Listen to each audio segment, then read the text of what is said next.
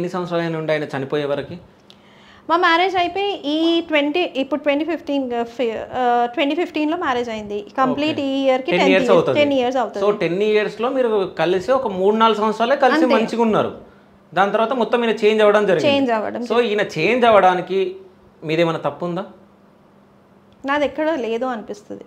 Okay. ఎందుకంటే నేను అతని కాదని ఇంకొక థర్డ్ పర్సన్ దగ్గరికి వెళ్ళలేదు.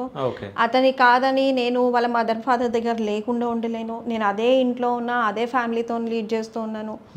సో ఎక్కడ నాది మిస్టేక్ ఉంది అని చెప్తారు. ఓకే.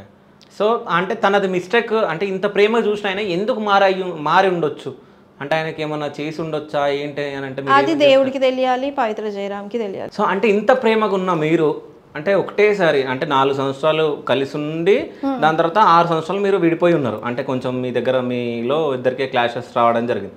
అంటే ఇంత ప్రేమగా ఉన్న వ్యక్తి 5 సంవత్సరాలు ప్రేమించిన వ్యక్తి సడన్గా అంటే పవిత్ర జయరామ్ సైడ్ తిరగడానికి అంటే ఏమై ఉంటుంది అంటే ఆయన ఆమె ఏమైనా చేసి ఉండొచ్చా ఆయనకి? అది తెలియదు.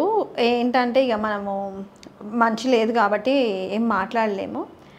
కానీ తను రిస్ట్ కట్ చేసుకొని కమిట్మెంట్ కోసము చేయడము, ఇంకా అతను మన దాంట్లోనే లేడు.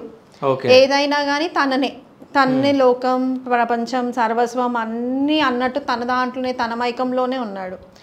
అది హిప్నోటిజమా ఇంకేదన్నా మనం చెప్పలేం. కానీ అసలు పాప అంటే హనీ అంటే చాలా పిచ్చి.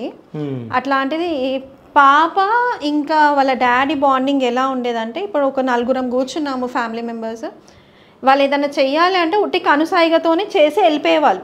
ఓకే. అంత మంచి బాండింగ్ ఉండేది వాళ్ళిద్దరికి. అట్లాంటిది పాప మీద ఆ అటాచ్మెంటే లేదు. ఓకే. అలా అయిపోయింది. సో ఈ రోజుకి అంటే ఇప్పుడు ప్రెజెంట్ పాప అప్పుడప్పుడు డిస్టర్బ్ అవుతుంది.